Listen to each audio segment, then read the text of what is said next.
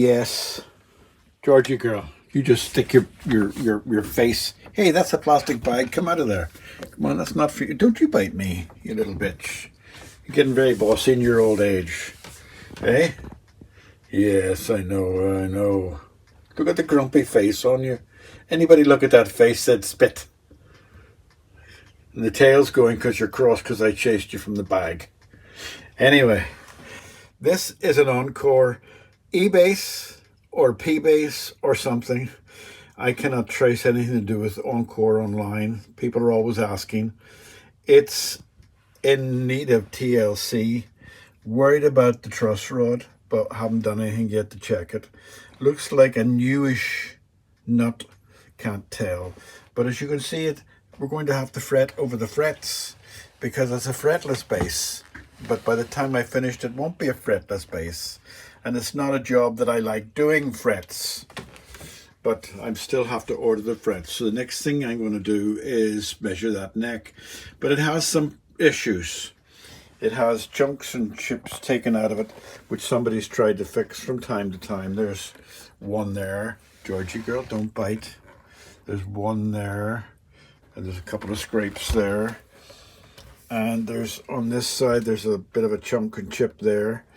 Now these guitars are better than what you think. They're good quality little guitars. You can get them, let me just talk about that. There's another little ding which I will fix up on the back of the tuners. And I like the removable neck. They're very light, 20 frets, and they're quite nice little guitars. Now I haven't checked anything on it. As you can see, there's missing pot controls, but I may have them. The owner may have given me them in the bag. I don't know. The strings he's asked me to replace, but I'm going to not replace them. I'm going to put them in a special solution and see what happens when I put them in my ultrasonic cleaner and save some money. So let's get down to checking this out and see if it's worth fixing in the first place. Brand new, 180 quid. In the state this is in, nothing. But by the time we're finished, I think it should be in around maybe 80, 100 quid if everything goes well. Now, as you can see, Georgie girl's still huffing, aren't you? I'm going to take the strings off first thing. I like these tuners, but I'm not going to spend my day on tuning them because I want to get it done, because I've got another one going on my bench very shortly. This is going to be a half a video because I need to order the frets for it, because I'm going to get pre-made frets. There's an older version of this, but it's got a square instead of a round version. But I would say this is in the last 10 years. These are all a bit stiff. Why are they all a bit stiff? Oh, that's quite stiff. Oh, it's been bent. I don't know if you can see that when I turn that. That's been bent. That's not. It's always the top fret's been bent, so I may have to do some straightening on that. Let me just see. Okay, that's supposed to be an easy job, but those are not. Let's just have a look at that top tuner to see what I have to do to it. I may be able to straighten it, although I'll figure out first of all if I need to straighten it, because being able to and needing to is two different things. Anyway, I'm going to measure the neck because we need a straight neck if we want to make any value out of this for the owner. And what have we got? We've got a maybe slightly high, low there, high there, but pretty straight. I'm going to check the truss rod anyway, because I need to make sure that it's working. Because you could put strings on this and frets on this and find that it goes boom like that there and is less than useful. I just hope nobody's been swinging on that. It feels okay-ish, but I'm going to bring in the big guns just so that I have some leverage, or as the Americans say, leverage.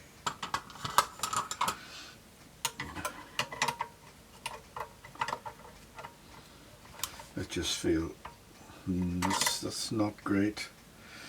I think I may have to, because of the round knob on the end of these things, you need a really good purchase in there, and I may end up having to use this, but I'm going to try loosening it.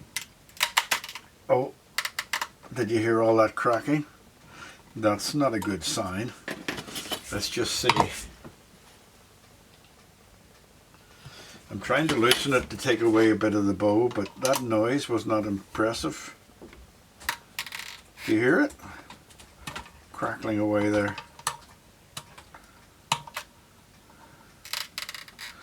Oh, it's crumping and groaning. I've never heard a neck going like that. Right, well that's done that. So that is working. So we'll see what happens when we're finished. As long as it's working, I can tighten it again or loosen it again when I put the frets on. So I'm going to measure the frets now, 20 frets, and my little ruler's missing. And my little ruler probably falls into this, my sandpaper box. Let's turn it upside down and see if my little ruler might fall out. No, it's not. Oh, other things fall out, dust and everything. I shouldn't keep it onto the neck, the bench, should I? Right, I'm going to have to use my big ruler. So, take that away, and the measurement is going to be millimeters. It's going to be 43. I think the standard's 44, but I think I'd be happy with 43. Yes, now I've got to find the neck radius, and it's going to be a bit of, oh, let's just see, 10 looks pretty good. 9.5, no, it's not 9.5. Let me just check 11 and 12. Have I got, no I don't have, it doesn't go, it goes to 12. Let's just see. No, it's not 12, and it's not 9.5. It's 10 radius. Yeah, perfect. 10 radius. So if I can get them made 10 radius, or ordered 10 radius 44 at the top, don't care about the bottom, because if it's I'm sure I'm going to have to do all sorts of things with it, because you can't buy them perfect. I'll retract that statement if I can buy them perfect and just slip in, but that neck's going to have to be worked on, cleaned up a bit, stuff like that there. But that will be done when I'm doing the frets. Now I'm going to move on to another guitar, and then we'll come back to this whenever the frets arrive.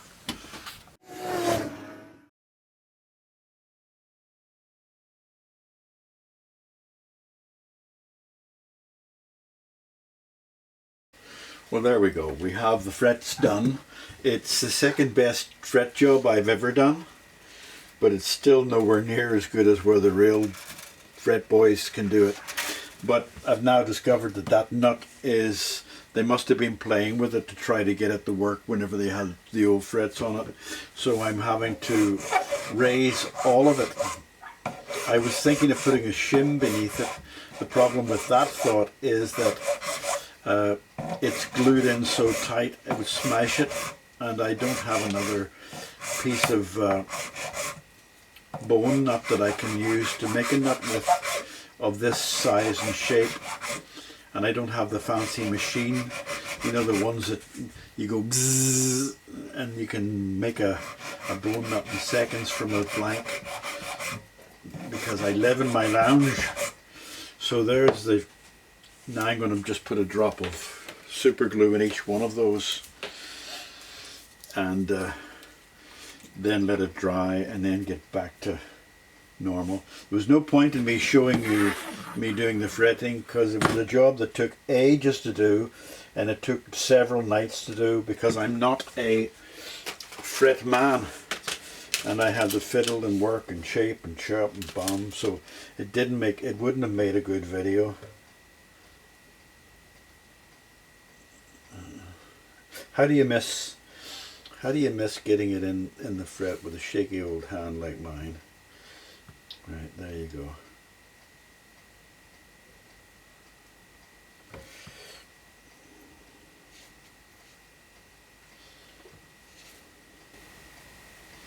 The guitar that I just finished, I had to do something similar like to this on it, but the person who did it before only put super glue in and didn't put the shavings from the bone in it, and the super glue just snaps off.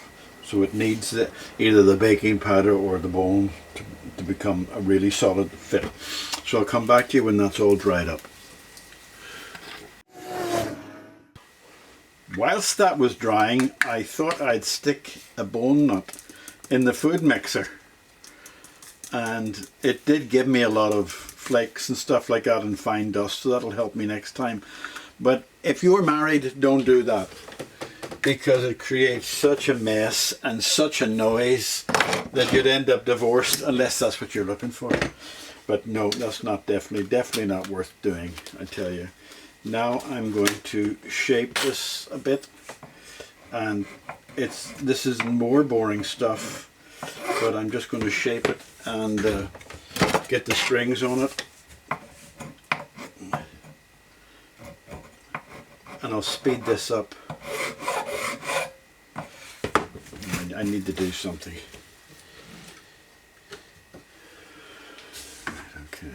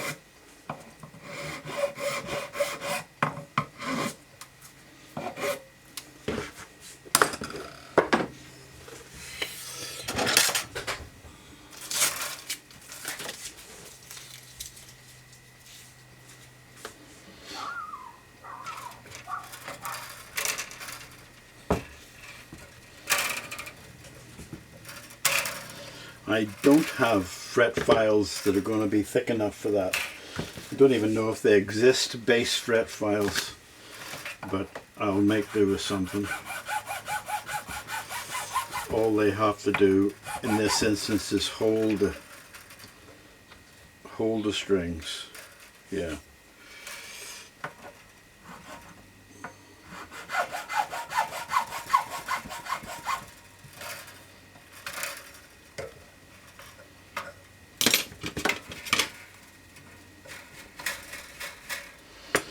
Good job.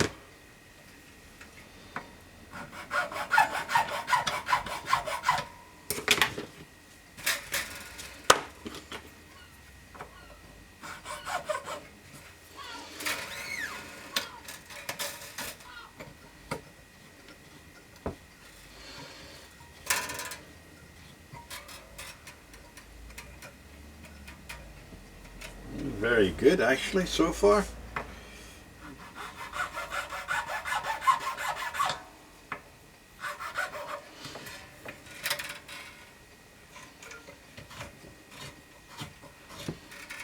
This one's bent, but I think it's too risky to try to unbend it because it could break it. It works. So now I'm going to get this. Oh, I haven't plugged it in yet. Do you know, I can't even remember if the electrics were working when I got it first. So let's plug it in and see. Oh, that feels very loose.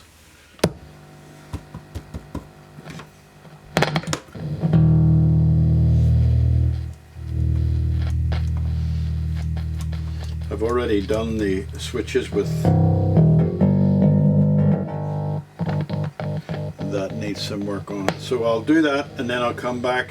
What kind of knobs will I put on it? Didn't come with knobs. I don't think it needs to be too fancy. I don't have black knobs to fit it. So it's a volume and a tone. Let me just see. There's a volume. Well, that's too many different colors of green in that. Let me just see. Volume and a tone. That will do it grand. It's an old knob, but it doesn't matter because it's an old guitar and they both match, so that's the important thing. Okay, so that has to be fixed. It's tight enough, but something's not right in there. So I'll pause and come back to you. And I had to take the cover off to get it that, tighten that up by bending it down. But there's really nothing to see there. It really is just cheap, and well done. But the bass sounds good. I'm going to give it a clean now, and then I'll put this back on, give the screws a clean too, because they went dull. And I'll come back to you and let you know. Well, there you are. It's all back together, screws polished, and that has been fixed. You want me to prove it, don't you? Right, amp on. In there. Happy now? Happy? Alright, okay. I'll tune it up and make some noise on it, because I'm as good a bass player as I am a guitar player. And that is not saying much. So bye-bye. I tell you, bass guitar people must be very special people with very long arms. This is looking okay, but I tell you, to get to there, you have to stretch to get away out there. Now the frets came out okay, not the greatest job, but it sounds okay. Now I don't know about getting it into tune, but I managed to get it into an intonation. I managed to get it down as far as I could with this guitar, and it's all nicely in tune. But how am I going to prove that? Let me just see if I can get another tuner.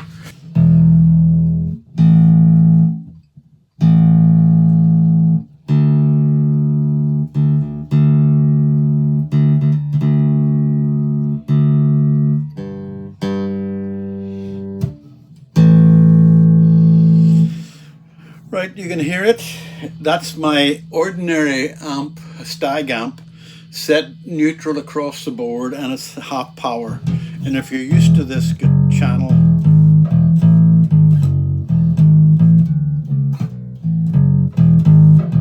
you'll see that volume is pretty good because I haven't manipulated it in any way. But it's quite a good volume guitar. It's still, with all that work on it, it's got chips and dings and stuff like that there, it's still only worth about 60 quid. But at least it's back to playing playable again.